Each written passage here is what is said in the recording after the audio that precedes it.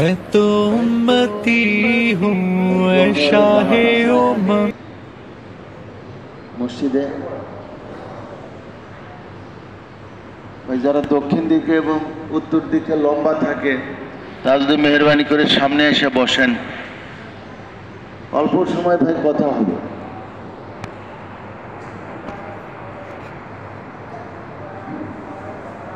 যারা দক্ষিণ দিকে আসেন মেহেরবানি করে সামনের দিকে আসেন না, মজমাটাকে সুন্দর করে করেন। অল্প সময় আমরা একটু ধ্যানের সাথে কথা বলি। আল্লাহ আমাদেরকে তৌফিক দান করেন। দাওয়াতে তবলিগের মধ্যে এরকম কোনো ওয়াজ নসিহত এরকম কিছু করা হয় না, বরং একটা মেহনত, একটা জীবন, দিন একটা জীবন ব্যবস্থা, দিনের মেহনত। কি করলে দিন আমার মধ্যে আসবে, সমস্ত মানব জাতির মধ্যে আসবে, এই ব্যাপারে একটু মুজাকারা হয়। এটা ধ্যানের সাথে শুনতে হবে, বুঝতে হবে, দিলের মধ্যে অনুভব করতে হবে এবং নিয়াত করতে হবে, কাজ শুরু করতে হবে। আসেন ভাই, সামনের দিকে আসেন।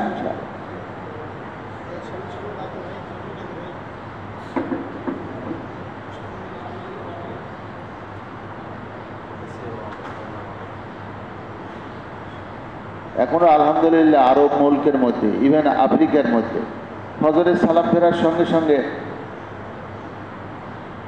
সাথী দাঁড়িয়ে যায়। ইমাম সাহেব বলেন যে সালাম ফেরার সঙ্গে সঙ্গে তুমি দাঁড়িয়ে যাও আমার পাশে। তো জোহরের পরে তো সুন্নত থাকে, আসরের পরে যদি কথা হয় একটু সুবিধা, মাগরিবের পরে সুন্নত, বলে সুন্নতের টাইম তো অনেক থাকবে, তোমরা বয়ান করে ফেলো আধা ঘন্টা, 40 মিনিট, 45 মিনিট, তারপর আমরা সুন্নত পড়ব। মোহতারাম দোস্ত বুজুর্গ, আজ মসজিদকে কোন কাজে ব্যবহার করছে?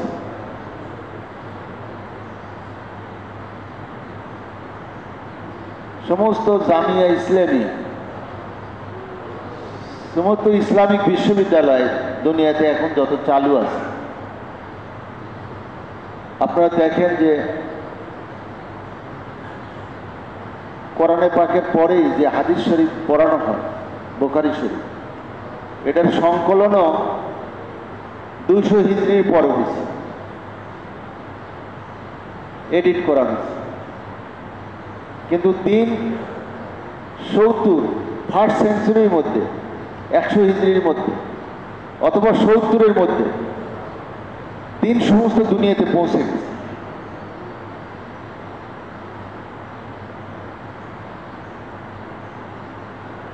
প্লেন ছিল না, ট্রেন ছিল না, সাহাবা কেরাম রাদিয়াল্লাহু তাআলা আনহুর ল্যাঙ্গুয়েজ,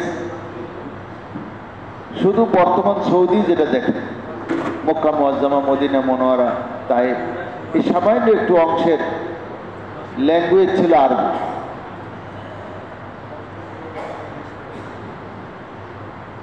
এখন মূলকে মূল কোথায়, কত দূর বলেন, মরক্কো কোথায়, তিউনিসিয়া কোথায়,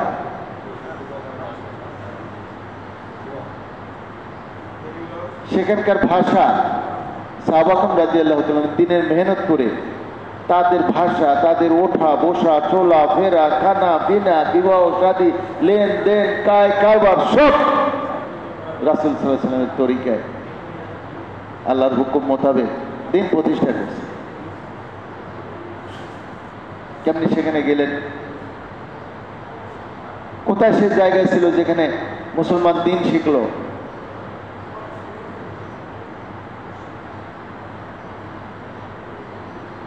উম্মতের মধ্যে সবচেয়ে বড় আলেম কে ছিলেন বলেন? উম্মতের মধ্যে সবচেয়ে বড় মুহাদ্দিস কে ছিলেন? সবচেয়ে বড় কারি কে ছিলেন? তাদের জিন্দেগি কোথায়, কেমন ছিল, কোথায় তারা শিখছেন?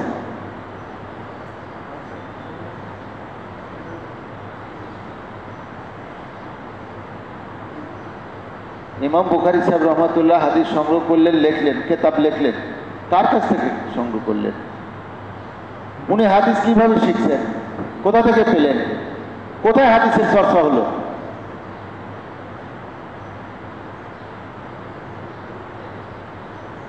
আজকে যদি আমালে মাসাজিদ, মোহতারাম দোস্ত বুজুর্গ, আমরা একটা মসজিদকে যদি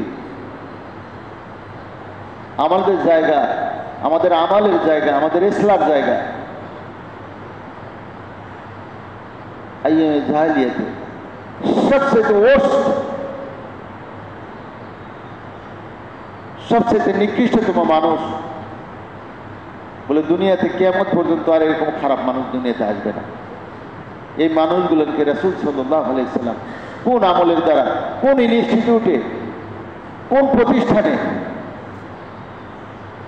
রাসূল সাল্লাল্লাহু আলাইহি সাল্লাম তাদেরকে তৈরি করলেন, যারা না পৃথিবীর মধ্যে সবচেয়ে উৎকৃষ্ট মানুষ হিসেবে গড়ে উঠলেন।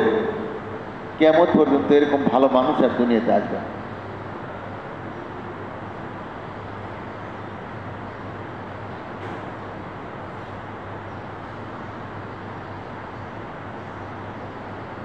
মোহতারাম দোস্ত বুজুর্গ, ইমাম গাজ্জালী সাহেব রহমতুল্লাহ আলাইহ তার সময় মসজিদে আকসাতে গেলেন জেরুজালেমে, যা উনি দেখলেন যে 114টা জায়গায় এলমের হালকা চলতেছে।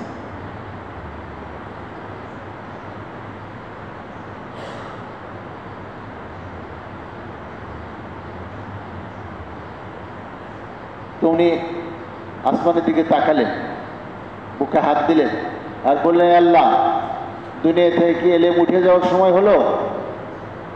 মসজিদে আকসা মাত্র 114টা হালকা। কি বললেন ভাই?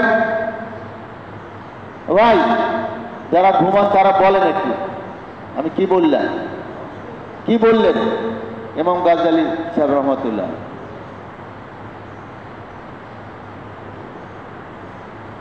ওই ইউনিভার্সিটির ছাত্র বলো, কি বললেন? মাত্র 114টা এলমের হালকা মসজিদে আকসায়। তাহলে কি দুনিয়া থেকে এলেম উঠে যাওয়ার সময় হয়ে গেল? কেমন এলমের চর্চা ছিল 500 হিজরি এবং গাজ্জালী সাহেব রহমতুল্লাহ আলাইহ। ধরে রাখতে পারছি ইসলাম।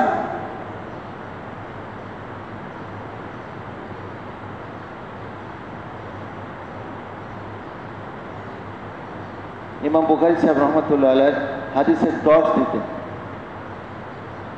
হাদিস শেখার মজমায় 10,000 লোক থাকতো, ইতিহাসের কেতাবে আছে 10,000 লোক থাকতো তার কথাকে বুলন্দ করে দেওয়া মুকাব্বিরের মতো।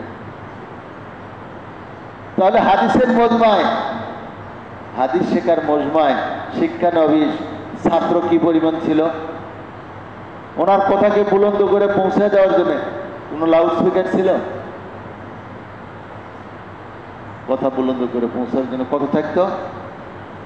কত থাকতো ভাই? 10,000 আছে পুরা সোভিয়েত ইউনিয়নে। ধরে রাখতে পারছি আমরা দিন। আমি তো বিশ্ব ইজতেমায় প্রায় 36-37 বছর হলে বিদেশিদের খানার দস্তরখানে খানা খেদমত করার জন্য 36-37 বছর হলে থাকি। এই যে শেরেবাংলা এগ্রিকালচার এরকম সব ইউনিভার্সিটির ছেলেরা প্রায় 1000 জন আমার জামাতের সাথে। এখন প্রথম আমরা 82 জন লোকদের শুরু করছিলাম, তখন এই ইউনিভার্সিটিতে পড়ি। তো আজ থেকে প্রায় হবে 28 বছর, 28-29 বছর আমাদের সাথী আসতেন একজন। উনি বারবার আমার এই কথা মনে পড়ে, ছাত্রদের কারগুজারি শুনেছে।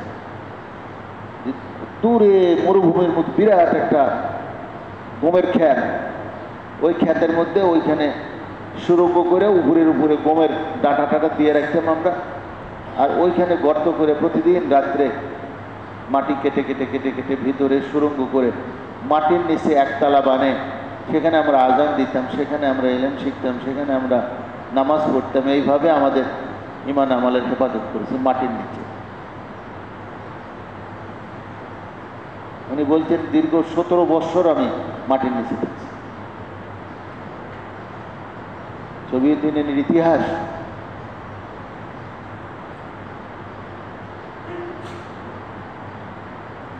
আগে প্রথমে যুবকদের দিলের একিনকে নষ্ট করে দেওয়া হয়েছে।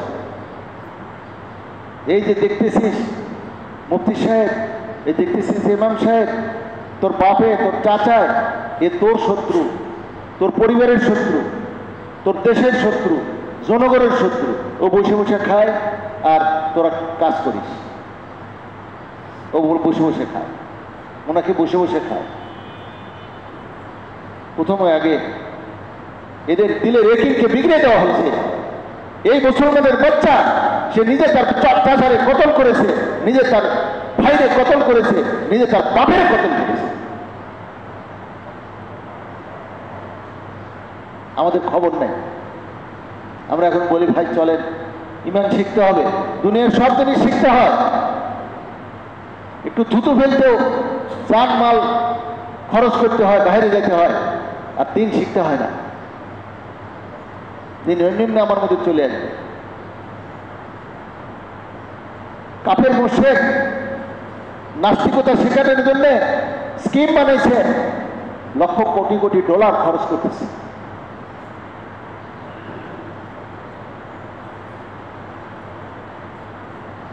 আর আমাদের দিন শেখার জন্য মাল খরচ করতে হয় না। মাল আমার, জানো আমার।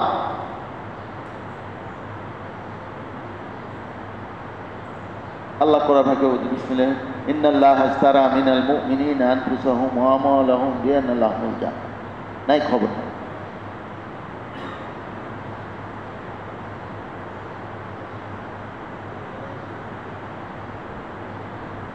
আমি নাম বলবো না।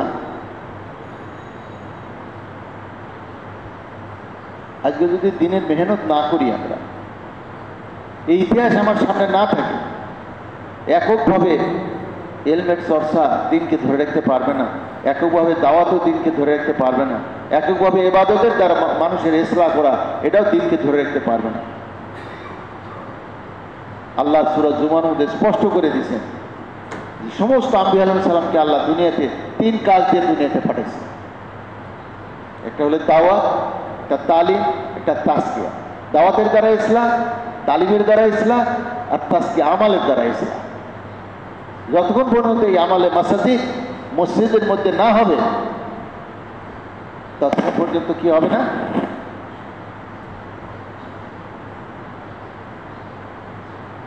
আমাদের ইসলাম হবে না। ইসলাম খুঁজছে না।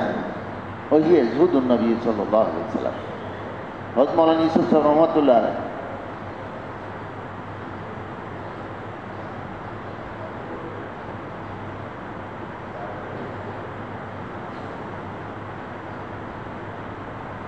এই জন্য মোহতারাম দোস্ত বুজুর্গ, আমি বোধহয় কি বলতে চাইছিলাম, কিন্তু কথা একদিকে নিয়ে চলে যায়। এই সাথীরা জুড়তেছে না।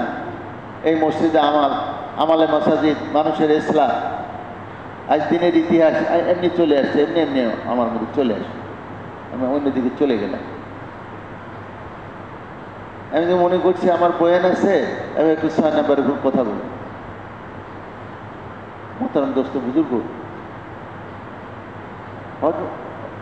হাজি আব্দুল ওয়াহাব সাহেব পাকিস্তানের বহুত বড় মোবাল্লিগ, উনি একজন মৌলানার নাম আমি বলবো না, কারণ পুরানা লোক যারা আছে তারা সবাই চিনে ফেলবে। ওনাকে একদিন আমরা ওখানে বললাম না কোন জায়গায়, উনি বলতেছেন যে মৌলানা তুমি এই আয়াত গত 1 সপ্তাহ বয়ানের মধ্যে তুমি 2.5 ঘন্টা বয়ান করো, এই বয়ান করো, এই বয়ান করো। বিসমিল্লাহির রহমানির রহিম, কুল হাযিহি সাবিলি আদউ ইলাল্লাহ আলা বাসিরাতিন আনা ওয়া মান ইত্তাবা'আনি। কয়দিন বয়ান করছো তুমি? তোমার বয়ানের মধ্যে কয়বার বলছো? গত 1 সপ্তাহে বয়ান করছে, এই বয়ানের মধ্যে কয়বার বলছো? বহুত বড় পুরানো সাথী ইউসুফ সাহেব রহমাতুল্লাহর সাথে কাজ করে, মৌলানার সাথে এইভাবেই কথা বলেন। বলে আয়াত বলতে পারো না? আয়াত ব্যাখ্যা করতে পারো না? যে আল্লাহ রাসূল যে দিনের কাজ করছেন, মানুষকে আল্লাহর দিকে ডাকা, এটা বুঝে শুনে করছেন উনি।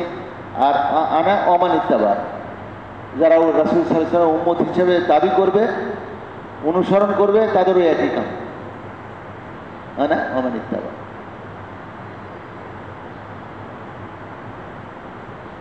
কতই না বয়ান হয় দুনিয়াতে। এই কাম আমার কাম, হওয়ার কলমাওয়ালা মুসলমানের উপর জিম্মাদারি। তার ইমান রাখার সর্ব অবস্থা যদি ফরজ হয়, তার ইমানের দাওয়াত দেওয়া তার জন্য সর্ব অবস্থা, তার জন্য ফরজ আইন। প্রত্যেক ব্যক্তি তার ইমানের জন্য ইমানের দাওয়াত দেওয়া, ইমানের জন্য তার মেহনত করা তার জন্য ফরজ আইন। তার ইমান রাখা যেরকম ফরজ আইন, তার দিনের ওই ইমানের মেহনত করা ফরজ আইন। আমরা দাওয়াতের তাবলীগের লোক মানুষের হেদায়েতের জন্য করি না, আমার নিজের হেদায়েতের। সমস্ত আম্বিয়া আলাইহিস সালাম এই কাজ করছেন। নবীদের মেহনত আর আমার মেহনত মধ্যে পার্থক্য এইটা, ওনারা হেদায়েত প্রাপ্ত ছিলেন, মানুষের হেদায়েতের জন্য দাওয়াত দিতেন। আমি দাওয়াতের তাবলীগের মেহনত করি, আমি হেদায়েত প্রাপ্ত, আমি আমার হেদায়েতের জন্য মানুষকে দাওয়াত দিই।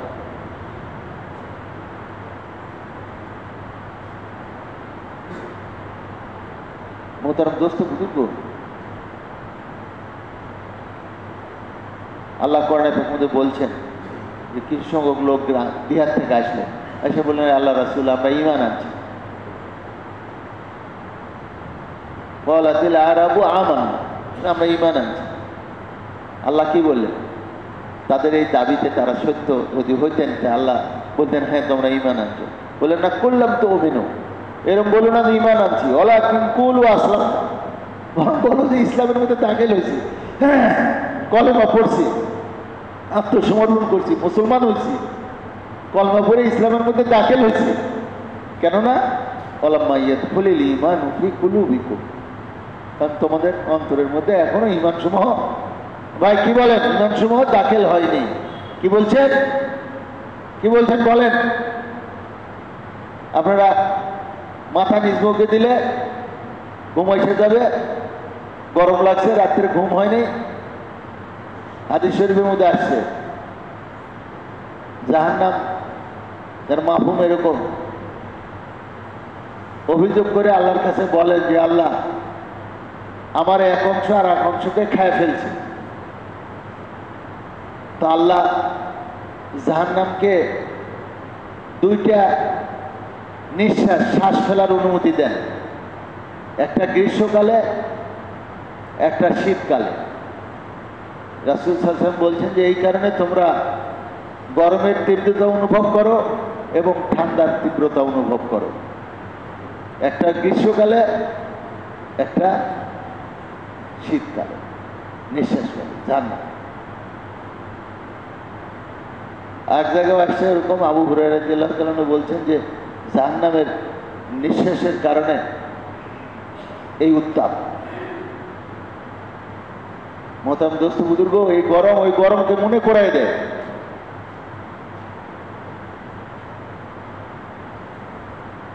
একসময় আমরা পুরো বন্যা হয়েছে সিরাজগঞ্জের এক এলাকা, আমাদেরকে হেদায়েত দিয়ে পাঠালেন কাকরাইল থেকে। তা আমরা আমাদেরকে বললেন মুরব্বীরা যে দেখো ওনাদেরকে বুঝাও, কারণ যখন আল্লাহ পাকের আযাব আসে ওই সময় যদি ঈমানের কথা তাদেরকে না বুঝানো হয়, দুই দিকে যাবে তারা। ওই দুর্ভিক্ষ, ওই আযাব গজবের মধ্যে কুফরের দিকে চলে যাবে। যদি তোমার ঈমান না শিখাও তো ঈমানের দিকে আসবে না, এই আযাব আর গজব এটা তাকে কুফরের দিকে নিয়ে চলে। তা আমরা দেখলাম যে এক বুক পানির মধ্যে ধান কাটতেছে, আর এত জোরে গান আর মিউজিক দিয়েছে, আর ছোট্ট একটা রেডিও এই মাথার পিছনে ফিতাই দিয়ে বেজে দিছে, কারণ এই পর্যন্ত তো পানি, আর নিচ দিয়ে হাত দিয়ে কাঁচি দিয়ে ধান কাটতেছে, কাটে দিয়ে পা দিয়ে ধরে কেমনি কেমনি উপরে তুলে আটি বানিয়ে ফেলতেছে, আর ওইখানে সে গান মিউজিক শুনতেছে এই ঘাড়ের পিছনে। মানে এই পর্যন্ত পানি, ওই রেডিওটা বাঁধবে কোথায়? রেডিওটা কপালে পিছনে বেজে দিচ্ছে ফিতে দিয়ে।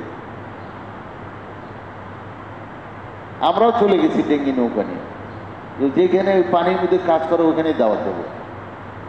বললাম ভাই দেখো ওই যে আল্লাহর হুকুম হয়েছে, ছপছপ করে পানি পড়ছে, কেউ ঠেকাতে পারে না।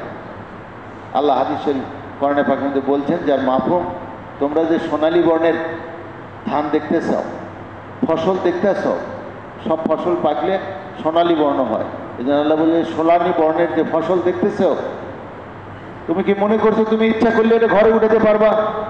না, বরং আমি বাতাস এবং কালো পানি পাঠিয়ে আমি চাইলে এটাকে মেসাকার করে দেব, একটা ফসলে তুমি ঘরে তুলতে পারবা। ও কথা কে তাকে স্মরণ করাবে? কেউ কোরআনের ইমানের কথাটা তাকে বলবে? বলে তাই তাই হুজুর তাই। এই যে আল্লাহ চাইছে, বাস আমার ধান পেকে গেছে, এক সকালবেলা উঠে দেখেছে সব এক বুক পানি হয়ে গেছে। বলে তাই হুজুর তাই।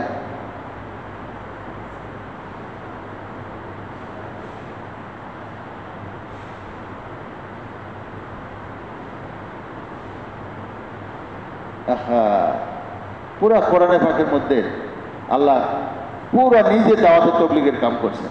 পুরা জায়গা বুঝেন, তুমি দেখো না এই আমি করি, তুমি দেখো না এটা করি আমি, তুমি দেখো না শুকনো মাটির মধ্যে বৃষ্টি বর্ষণ করে সেখান থেকে সবুজ ঘাস গজাই, তুমি কি মনে করছো তোমাকে এইভাবে চিন্তা করতে পারবো না? তবলিগ করলো না? এর মধ্যে হারাম হালালে বয়ান আছে বলে? তুমি দেখো বিসমিল্লাহির রহমানির রহিম, ওয়াল্লাযী নাযালা মিনাস সামাই মাআন বিকদারিন ফাআনশারনা বিহি বালদাতাম মাইতা কাযালিকা তুখরাজুন। আমি সে আল্লাহ, আল্লাহ নিজেই বলেছে আমি সেই আল্লাহ যে পরিমিত আসমান থেকে পরিমিত পরিমাণ বৃষ্টি নাযিল করি। কে নাযিল করে ভাই বৃষ্টি? কে দেয় বৃষ্টি? আমার যদি দিলের ইয়াকিন না থাকে তা আমার নামাজের দ্বারা আমার কাজ হবে? আমার নিজেরই ইয়াকিন নাই।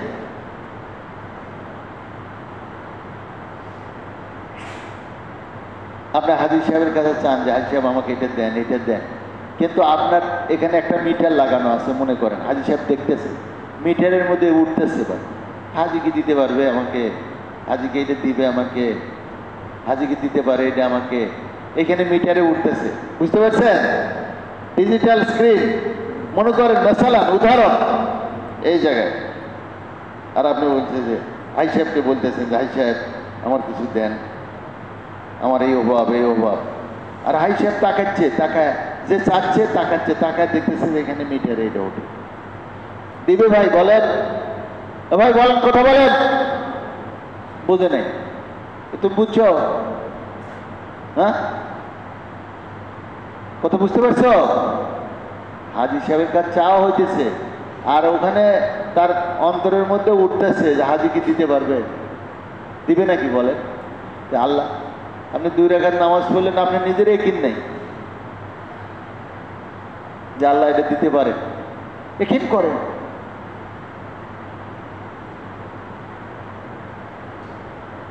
সবাই এক ইচ্ছা বলি আমরা, দিলের ইয়াকিন গুমান।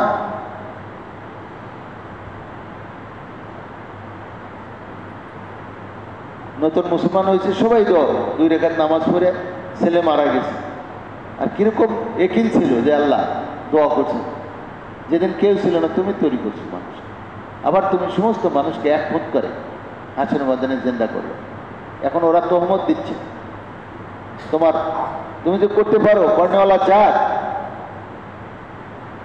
দিয়ে বলতেছে তাদের দেবদেবীর বদদোয়ায় আমার বাচ্চা মারা গেছে, তুমি তোমার কুদরতকে শানকে তুমি প্রকাশ করো, তুমি কর্ণওয়ালা জাত, তুমি হায়াতের মালিক মৌতের মালিক, এই কথা বলে ওই যে কাপড়ের মধ্যে বিদ্যাঙ্গুলি ধরে টান মারছে।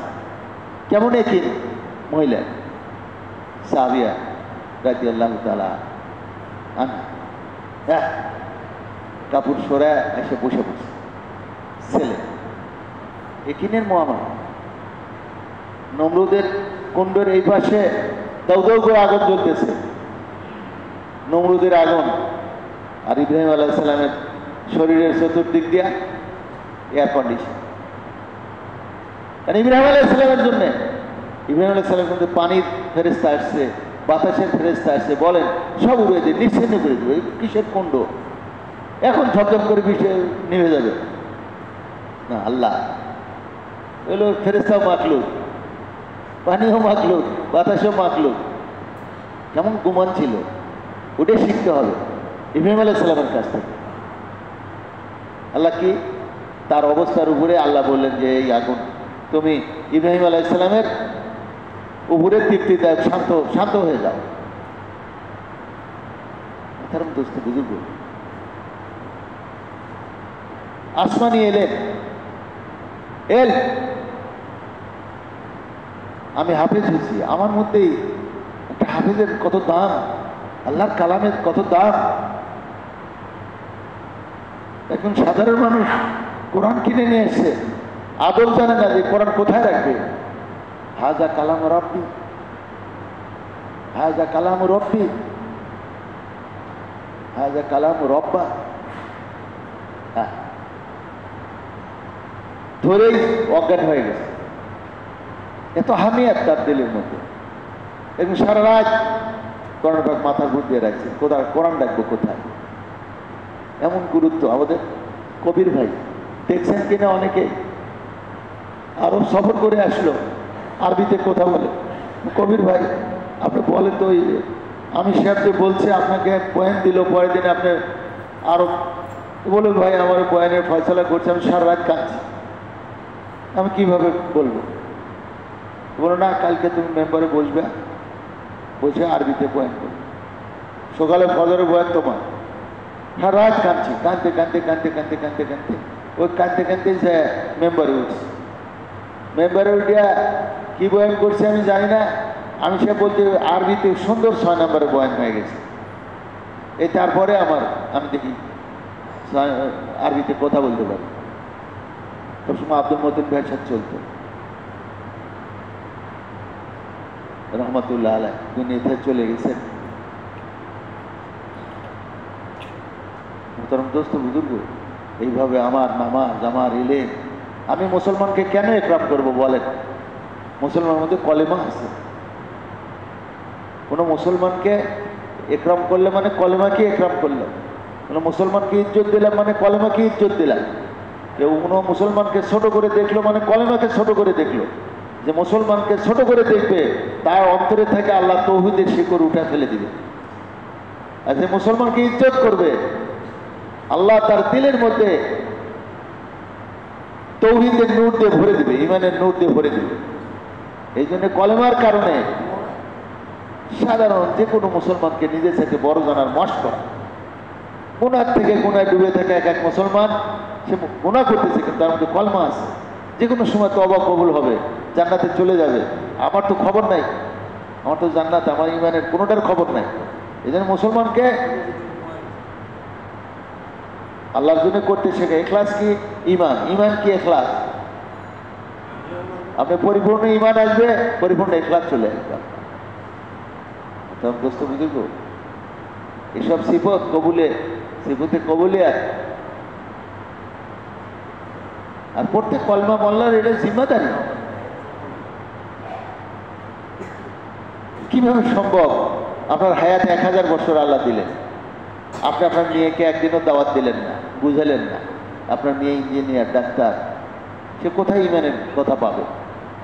আপনার ঘরে জন্মার পরের থেকে সে বস্তু শিখে, বস্তু পড়ে, এটার থেকে এটা হয়, এটা খেলে এটা হয়, এই মেকানিজমে ভুরু ছোট থাকে, এই মেকানিজমে চুল বড় হয়, শরীরের মধ্যে এই মেকানিজম চলছে, এই চলছে, এই কেমিক্যালের এটা হচ্ছে। সারা জীবন এটাই শিখলেন, এটাই শিখলেন আপনি। ইমান শিখবে কোত্থেকে? না ঘরে তালিম আছে, তালিমের মাধ্যমে আপনার মেয়েটা ইমানের কথা শিখলো। হ্যাঁ, আমি ছোটতে লেখাপড়া করতেছিলাম। আপনারা জানেন যে ওই যে আপনাদের উদাহরণ দিলে অনেকে তো শহরের লোকজন বুঝবেন না, ওই এগ্রিকালচারের ছেলেরা বুঝবে। ইমান তো শেখার জিনিস। ধনচে আছে না, ধনচের শিকড়ে দেখেন গুটি গুটি। তারপরে মুগ ডাল আছে, বিভিন্ন ডাল জাতীয় ফসল, দেখুন ছোট ছোট গুটি আছে। ওটার মধ্যে একটা ব্যাকটেরিয়া আছে, ওরা ফার্টিলাইজার তৈরি করে। আসমান থেকে ইউরিয়া ধরে, ইউরিয়া, নাইট্রোজেন। আসমানের যে বাতাসের মধ্যে থেকে ধরে ধরে ফ্যাক্টরি, ওরা নাইট্রোজেন বানায়, সার বানায়, বানায় বানাতে সার দেওয়া লাগে না, ইউরিয়া দেওয়া লাগে না। এ ডাল কালাই, খেসারি কালাই। নীল চাষ করতো আগে ব্রিটিশের সময়, ওই গুটি আছে, সার দেওয়া লাগে না। তো ওর মধ্যে ব্যাকটেরিয়া আছে, ওইটা লাফালাফি করে। ওইটা আমাদের ছোটকালে দেখাচ্ছে চোখে। এটা তো একজন বলছে how how nature it is automatic process, কীরকম প্রকৃতি। আমি পরে নিজে যায় একজন, তারপর আর একজন, আমি 3 নম্বরে, আমি আবার ওকে বাদ দিয়ে আগেই যা দেখলাম একটু, আমি কি হচ্ছে আমি তো জানতেছি। আমি এটা তো how creation of Allah it is. আমার স্যার কয় তুমি সব সিরিয়াল ব্রেক করে আসিয়া এই কথা বললা, এরকম করলা। আমি বললাম স্যার তো ও এইটা বললো কেন যে প্রকৃতি অটোমেটিক প্রসেস, এই তা আমার ইমানের মধ্যে ধাক্কা লাগছে। এই কারণে আমি বলছি না এটা how creation of Allah it is, দেখুন আল্লাহ পাকের। সুতরাং দোস্তকে প্রত্যেক জায়গায় যারা বস্তু শিখতেছে বস্তুর থেকে হয়, তাদেরকে আমাদের দাওয়াত দিতে হবে, না আল্লাহ থেকে হয়। যে ব্যবসা করে তাকে বুঝাইতে হবে না ব্যবসা থেকে না আল্লাহ থেকে হয়। যে ফ্যাক্টরি চালায় তোমার ফ্যাক্টরির থেকে হয় না আল্লাহ থেকে হয়। যার মাল আছে তোমার মালের মধ্যে ইজ্জত নাই, আল্লাহর হুকুমের মধ্যে ইজ্জত, বুঝেছে? কে দাওয়াত দিবে? প্রত্যেক মুসলমান যদি বুঝে যে এটা আমার জিম্মা, আমি কলেমা পড়ছি অন্যকে দাওয়াত দেওয়া, আমি নেকামল করবো অন্যকে নেকামলের দিকে দাওয়াত দেওয়া, হর ব্যক্তি প্রত্যেক মুসলমান প্রত্যেক রাসূল সাল্লাল্লাহু আলাইহি ওয়াসাল্লাম উম্মতের এটা ওয়াজিফা। রোজা না সে দাওয়াত দিবে, সে মানুষকে নেকের দিকে ডাকবে, নিজে নেকামল করবে। প্রত্যেক মুসলমানের ওয়াজিফা, প্রত্যেক মুসলমানের জীবনের উদ্দেশ্য, প্রত্যেক মুসলমানের জীবনের কাজ, এটি আমার কাজ। প্রত্যেক মুসলমান মনে করবে আল্লাহ আমাকে দুনিয়াতে সৃষ্টি করছে, এই কারণে আল্লাহ আমাকে দুনিয়াতে পাঠিয়ে নিয়ে যাবে। নিনা কারগুজারি বারবার শুনতেছি। কালকে আমাদের এখানে তানজানিয়া জামাত যাবে, দারুল উলুম, তারপরে আর একটা জায়গা তানজানিয়ার ভুলে গেলাম। বললো যে এখানে মুসলমান ছিল 100%, এখন 30% মুসলমান। এমনি মুসলমানের উপর থাকবে? আমরা কেনিয়াতে কাজ করলাম, একটা ইস্ট আফ্রিকার সবচেয়ে বড় বস্তি, 5 লক্ষ লোক, 16টা মসজিদের এলাকা। ব্রিটিশরা 250 বছর পরে আগে সুদান থেকে আনছিলেন, সব সুদানি বংশ সম্ভূত, সব মুসলমান, 100% মুসলমান ছিল।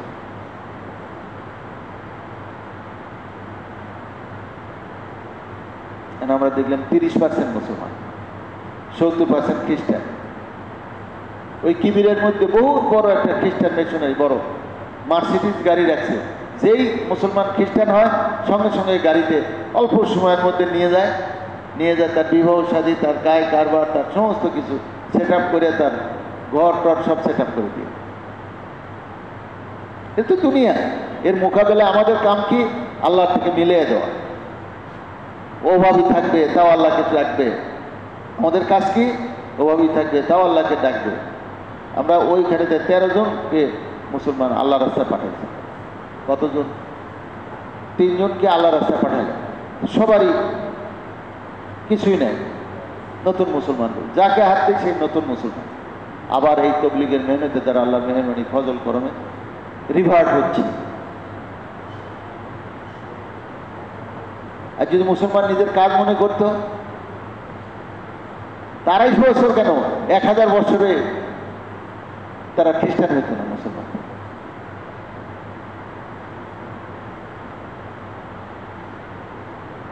আমাদের সময় নেই, আমরা বলছি আল্লাহ তুমি সমস্ত দুনিয়ার মানুষকে হেদায়েত দিয়ে দাও। আচ্ছা, আজকে যদি মোহাম্মদপুরে 5 জন নতুন মুসলমান হয়ে আসে, আমরা এই 5 জনকে ভাগ করে দেন তো, যাদের দিন শিখাইতে হবে, নিজের মেয়েকে বিবাহ দিতে হবে, যে বিবাহ করেনি এর দায়িত্ব নিতে হবে, দিন শিখাতে হবে। এখন আজকে ফজরের পর টাকা যা তশকিল হচ্ছে, ভাই বলেন ভাই এই 5 জন মুসলমানকে দিন শিখানোর জন্য এক ছেলে 1 বছরের জন্য কারা কারা যাবো বলেন ভাই, বলেন ভাই।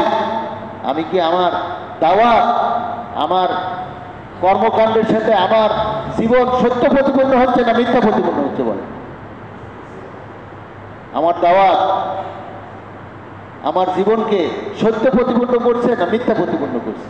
ভাই সাহেব সবসময় বলতে, আজ আব্দুল সাহেব, আব্দুল মুকিদ সাহেব রহমাতুল্লাহ, এই জন্য কি বলেন ভাই, আমরা নিয়াত করি যে এই কামকে আমি জীবনের উদ্দেশ্য বানাই। এই কামের জন্য আল্লাহ আমাকে বানাইছে, এই কামের জন্য আল্লাহ আমাকে পাঠাইছে। আমি রাসূল সাল্লাল্লাহু আলাইহি ওয়াসাল্লাম উম্মত বলতেছি, কিন্তু আমার কর্মকাণ্ড প্রমাণ করতেছে যে আমি কোনো নবীর জন্য অপেক্ষা করছি। মাওলানা সাইদ আহমেদ সাহেব রহমাতুল্লাহ আল্লাহু আকবার, এত ধমকির কথা সবসময় এই বয়ানটা করতেন। ভাই আমার কর্মকাণ্ড প্রমাণ করতেছে যে আমি কোনো নবীর জন্য অপেক্ষা করতেছি, কারণ আমি এই কাজ করি না, আমি দাওয়াতের কাজ করি না। এর দ্বারা কি প্রমাণ হয়? কোনো নবী আসবে, সে কাজ করবে, যে আল্লাহ রাসূলের নবী বলে স্বীকার করবে, তাকে শেষ নবী বলে। এবং আপনি যদি রাসূল সাল্লাল্লাহু আলাইহি ওয়াসাল্লামকে শেষ নবী বলে স্বীকার না করেন, আপনার কলেমাই পরিপূর্ণ হবে না, কলেমাই পরিপূর্ণ হবে না। আপনি যদি দাওয়াতের কাজ না করেন, বোঝা যাচ্ছে আপনার কলেমা পরিপূর্ণ হয়নি। আপনি আর সামনে আল্লাহর হুকুম নষ্ট হচ্ছে। হযরত মাওলানা সাদ সাহেব দামাত বারকাতু কয়েকদিন আগে বয়ানের মধ্যে বলছে যে যদি আপনার কষ্ট না হয়, আপনার গোসা না হয় বা কষ্ট না হয়, কমপক্ষে বোঝা যাবে যে আপনার ইমানের মজা চলে গেছে। ওই কথা বলছে যে ইমান নাই, এটা বলেনি, বলে আপনার ইমানের মজা নাই, ইমানের মজাটা আর আপনার মধ্যে নাই, আপনার ইমানের মজা চলে গেছে। আমি তো বয়ান বুঝতে পারিনি, পরে বয়ানের মজা বলে এই কথা বলছে, পর কয়েকদিন বয়ান করে আমাদের কি অবস্থা। তো তৈরি আছি ভাই ইনশাআল্লাহ, লম্বা টাইম বয়ান হয়ে গেল না? কারা কারা তৈরি আছি বলেন ইনশাআল্লাহ। প্রতি বছর ভাই দেখেন, হযরত মাওলানা সাইদ আহমেদ সাহেব রহমাতুল্লাহ বলতেন, কত লোক আল্লাহ রাস্তায় বের হয়ে গেল, এটা দেখে আমার মন খুশি হয় না, বরং আমার খুশি লাগে তখন আমি যখন শুনি ওই এলাকার এতজন লোক, ওই এলাকার এতজন লোক এই কাজকে কাজ বানাইছে। ভাই সোমবারে মশওয়ারা আসতে হবে অমুক জায়গায়, দেখেন আমরা যারা 3 চিল্লে দিয়েছি, আজকে বাহিমুল্লাহ গাছ, কালকে নিজের মহল্লার গাছ, আর একদিন জামাত আসে তাকে নসরত করতে হবে, এলাকা থেকে জামাত গেছে তার ঘরে বউ বাচ্চা নিয়ে বাজার করে তার নসরতে যেতে হবে, আর একজনের আহলিয়া। ওই দিন আমার কাছে খবর আসলে একজন সাথী জর্ডানে মেহনত করতেছে, তারপরে খবর আসলো যে তার আহলিয়া খুব অসুস্থ। এখন ওনার আহলিয়াকে তো নিজের আহলিয়া নিয়ে অথবা গাড়ি ঘোড়া নিয়ে দৌড়াতে হবে, কঠিন অবস্থা। তারপরে আমরা বেরোয় লিফট থেকে নামার পরে আবার ফোন দিলাম, শুনলাম যে আমাদের যে শামসুদ্দিন ভাই এখানে আছে। বললাম শামসুদ্দিন ভাই ওনার আহলেকে নিয়ে ইয়াতে চলে গেছে, ওনার মেয়ে সহ ইবনে সিনা হাসপাতালে চলে গেছে। একটা উদাহরণ দিচ্ছি মোহতারাম দোস্ত বুজুর্গ, এইভাবে আপনি দেখেন অনর্গল আপনার তাগাদার মধ্যে।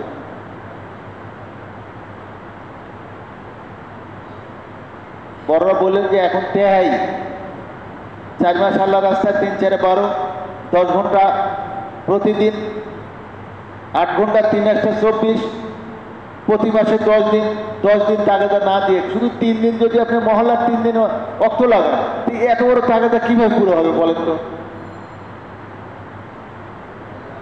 10 দিন 3 × 30, মাসে 10 দিন, প্রতিদিন 2.5 ঘন্টা, মাসে 10 দিন, আর বৎসরে 3 চিল্লা। সেই 3 চিল্লে দিয়ে আসবেন, বাকি যে 4 মাসের পর 8 মাস, এই 8 মাসে এলাকার টাকা যদি আপনি পূর্ণ করেন, দেখবেন অর্ধেক সময় আপনার চলে গেছে, অর্ধেক দিন আপনার দিনের কাজে, অর্ধেক রাতের দিনের কাজে চলে গেছে। তো এইভাবে কার নিয়ত আছে ভাই, ইনশাল্লাহ এই নেশাবের উপর ওঠার চেষ্টা করবো। আল্লাহ আমাদের তৌফিক দান করে। যে 2.5 ঘন্টার চাইতে 3 ঘন্টা শুরু করছে, বলে ও 2.5 ঘন্টা 8 ঘন্টার মধ্যে পড়ে গেছে। আমাদের মস্তুরাজ জামাতের আমির সাহেব বলছে না, আমাদের লিস্ট করছে, কারে ভাই 8 ঘন্টা। আমি বললো ভাই 8 ঘন্টা তো কেউ নাই আমাদের। তো বললো যে 3 ঘন্টা কে আছে, 4 ঘন্টা। বলে তা আছি আমরা, কারো 3 ঘন্টা 4 ঘন্টা হচ্ছে। বলে তাহলে তারা আপনারা 8 ঘন্টার মধ্যে ইনশাল্লাহ 8 ঘন্টা হয়ে যাবে আপনাদের। তো বলে 3 দিনের চাইতে বেশি টাকা যায়। বলে সেটা আছে, আমরা 3 দিন লাগানোর পরে এখানে যাচ্ছি, চাঁপাইনবাবগঞ্জ যাচ্ছি, ওই জায়গায় যাচ্ছি, এই টাকাতে যাচ্ছি, প্রায় 4-5 দিন হয়ে যায় মাসে। তো বলে আপনারা মাসে 10 দিনের মধ্যে আপনাদের নাম, মাসে 10 দিন। তো এইভাবে আমরা মেহনত বাড়াবো। কে ভাই দেখি ইনশাল্লাহ, আল্লাহ আমাদের তো আর কি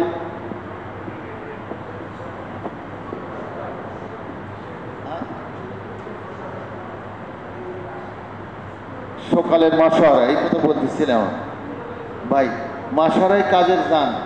আমি যতই কাজ করি যদি বড়দের সাথে এসে মাসারা করে লিঙ্কেজ না করি, কেউ আছে কোনো বড়দের সাথে কোনো খবরই করে না, আর কেউ কাম করে না, খালি বড়দের সাথে খবর করে না। আমারও বড়রা বলতেছেন যে ভাই বড়দের সাথে যোগাযোগ রাখো, কামও করো, তো এইটা পরিপূর্ণ। এই জন্য মাসারা আসবো না ইনশাল্লাহ। হ্যাঁ, সোমবার দিন সকালবেলা কয়টা থেকে শুরু হবে মশওয়ারা? 6টা থেকে। ফজরের পরপরই মশওয়ারাটা যায়, আসতে আপনার যার সময়, কেউ ফজর পড়লেও কোনো সমস্যা নেই। আসবো না ইনশাল্লাহ ভাই? সুবহানাল্লাহ।